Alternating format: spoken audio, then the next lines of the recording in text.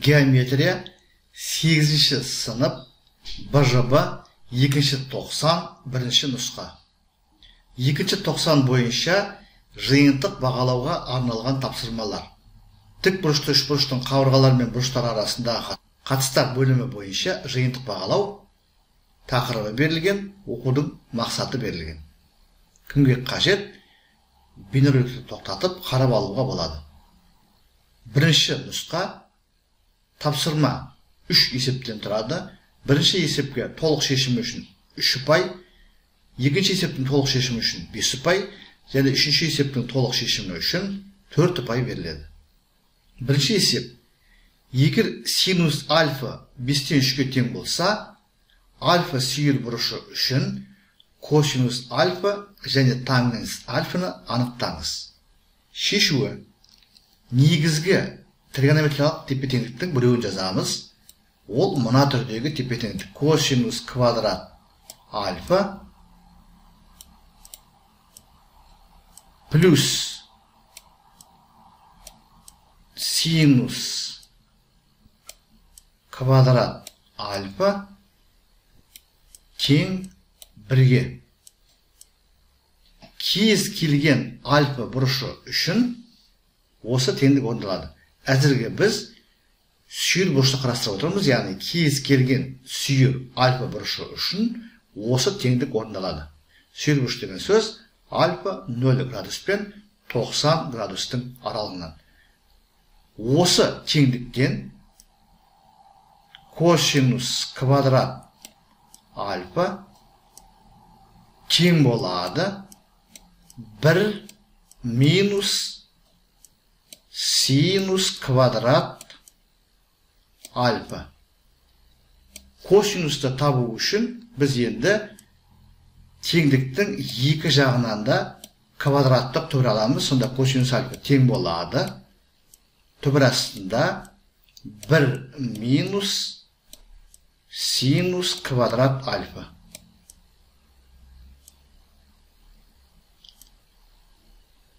Квадраттық түбірдің алдына плюс таңбасын қоямыз. Себебі сүйір бұрыштың косинусы оң сан. Осы соңғы теңдікті пайдаланып, біз косинустың мәнін есептейміз. Себебі бізде есептің шартында синус альфаның мәні берілген, ол 5-тен 3-ге тең. Сонымен косинус альфа тең түбір астында 1 минус синустың орнына 5-тен 3-ті қоямыз. 5-тен 3-тің квадраты тең болады.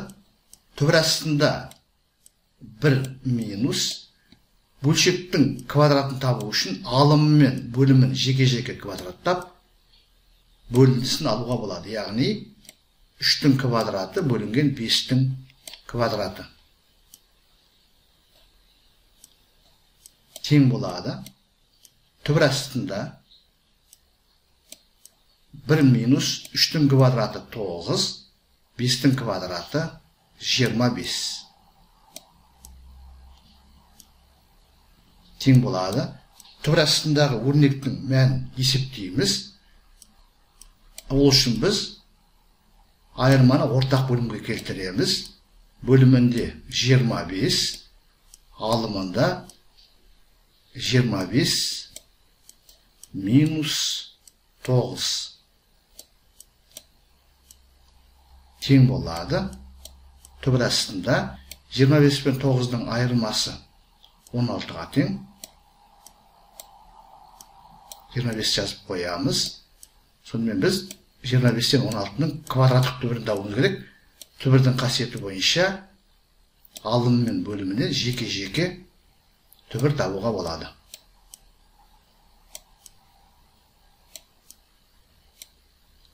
25-тің квадраттық түбірі 5, себебі 5-тің квадраты 25, ал 16-ның квадраттық түбірі 4-ге тең, себебі 4-тің квадраты 16. Сонымен біз косинус альфаның мәнін таптық. Ол 5-тен 4-ге тең екен. Енді тангенсті есептейміз. тангенс альфа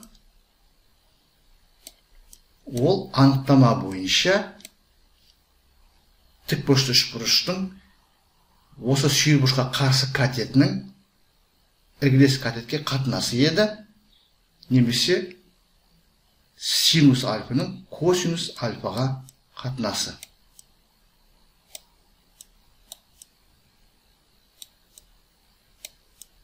Синус альфаның мәні берілген, косинус альфаның мәнін таптық, орнына қоямыз. Синус альфа 5-тен 3, косинус альфа 5-тен 4-ке тең.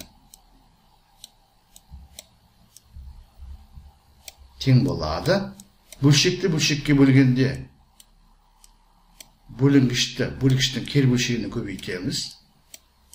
5-тен 3 көбейтілген 4-тен 5. Жай бөлшекке көбейткенде алымына көбейтіледі, бөліміне көбейтіледі. Алымында 3 көбейтілген 5, бөлімінде 5 көбейтілген 4. 5 пен 5 қысқарады. Алымында 5-тің орнында 1 қалады, бөлімінде 5-тің орнында 1 қалады. Сонда бізде 4-тен 3 деген жауап шығады. Сонымен берілген альфа бұрышының тангенсі 4-тен 3-ке тең. Сонымен есептің жауабы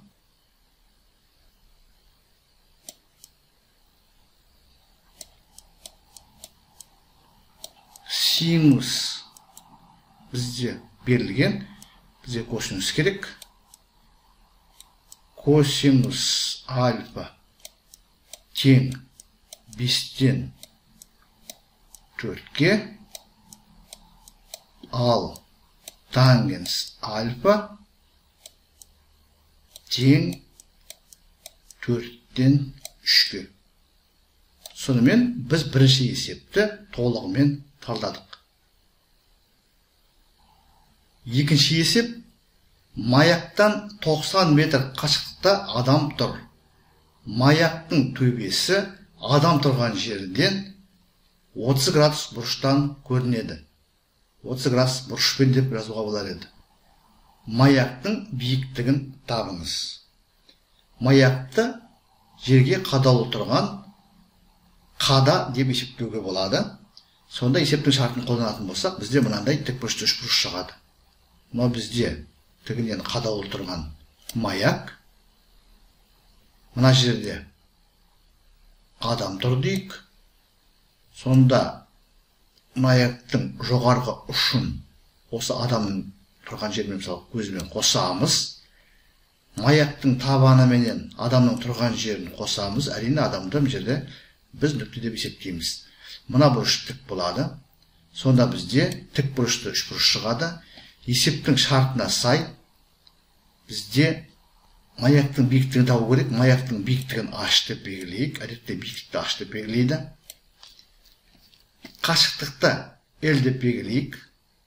L бізде берілген 90 метрге тең.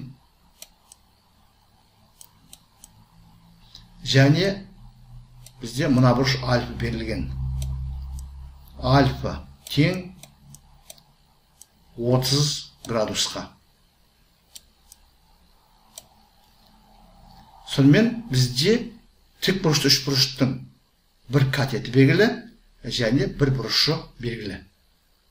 Олай болса, биіктікті табу үшін, яғни берілген сүйір бұрышқа қарсы катетті табу үшін біз тік бұрышты үшбұрыштың элементтерінің арасында байланысты қолданамыз. Дәлірек айтқанда, катет екінші катетпенен қарсы бұрыштың тангенсінің көбейтіндісіне тең деген ережені қолданамыз. Сонда h тең болады. Бізде l белгілі, ол 90 метр. 90 көбейтілген тангенс альфа бізде 30 градус. Тангенс 30 градус болады. Тең болады. 90-ды жазып қоямыз. 30 градустың тангенсі төрасты 3 бөлінген 3-ке тең, немесе 3-тен төрасты 3 деп оқимыз. 90-ды 3-ке бөлеміз, 30 шығады. Сонда бізде 30 төрасында 3 деген жауап шығады. Сонымен есептің жауабы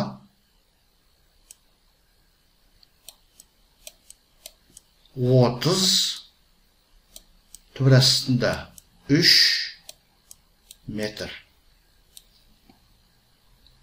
Сонымен екінші есепті толығымен талдадық. Үшінші есеп, егер тангенс альфа тең 4 болса, мына өрнектің мәнін табу керек. Берілген өрнекті жазып аламыз. 2 синус альфа плюс косинус альфа бұл алымы бөлімінде 3 синус альфа минус 11 косинус альфа. Әрі қарай біз бөлшектің алымында бөлімінде 0-ге тең емес 1 санға көбейткенде, немесе алымында бөлімінде 0-ге тең емес санға бөлгенде, бөлшектің мәні өзгермейді деген ережені қолданамыз. Бізге тангенс берілгендіктен, біз бөлшектің алымында бөлімінде косинус альфаға бөлеміз. Жалпы бізде косинус альфа дегеніміз 0-ге тең емес, себебі косинус альфа 0-ге тең болатын болса, онда тангенс анықталмаған болады. Себебі тангенс бізде анықтама бойынша синус альфаның косинус альфаға қатынасы. Сонымен косинус альфа 0-ге тең емес, сондықтан біз бөлшектің алымында бөлімінде косинус альфаға бөлеміз. Үлкен бөлшек сызып қояйын. Бөлшек алымында 2 синус альфа плюс косинус альфа бөлімінде косинус альфа. Енді үлкен бөлшектің бөлімі. Оны біз косинус альфаға бөлеміз, яғни 3 синус альфа минус 11 көбейтілген косинус альфа бөлімінде косинус альфа. Бөлшектің алымында да бөлімінде де мүшелеп бөлуді орындаймыз. Алымында бірінші қосылғышты косинус альфаға бөлеміз.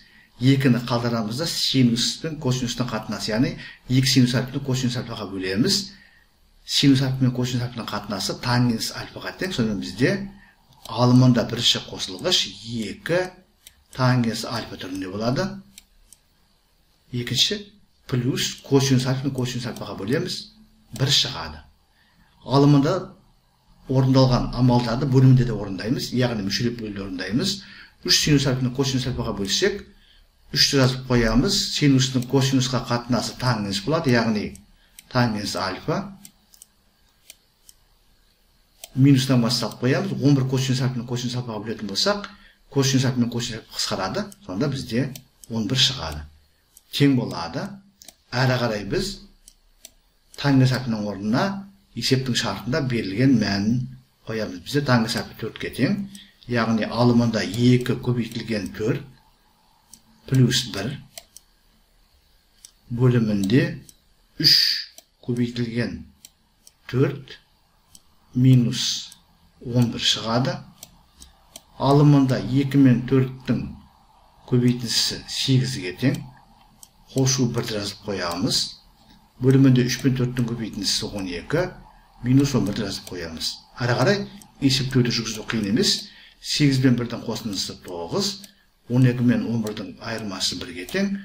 9-ды 1-ге бөлгенде 9 шығады. Сонымен есептің жауабы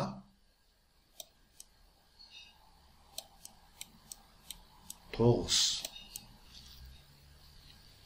Сонымен құрметті оқырмандар, біз бүгінгі сабақта 8-ші сынып оқушылары үшін геометрия пәнінен бөлім бойынша жиынтық бағалаудың бір нұсқасын толығымен талдадық. Бұл нұсқа 3 есептен тұрады. Егер осы нұсқа бойынша сұрақ болса, комментарийға жазыңыздар. Мен әдеттегідей әрбір сұрақ, ұсыныс, ескерту, пікірге уақытымен және нақты жауап беруге тырысатын боламын. Осы бейнеролик 50 лайк жинағаннан кейін мен осы БЖБ-ның екінші нұсқасын жүктейтін боламын. Зейін қойып тыңдағандарыңыз үшін көп рахмет. Барлығыңызға сәттілік тілеймін. Келесі кездескенше.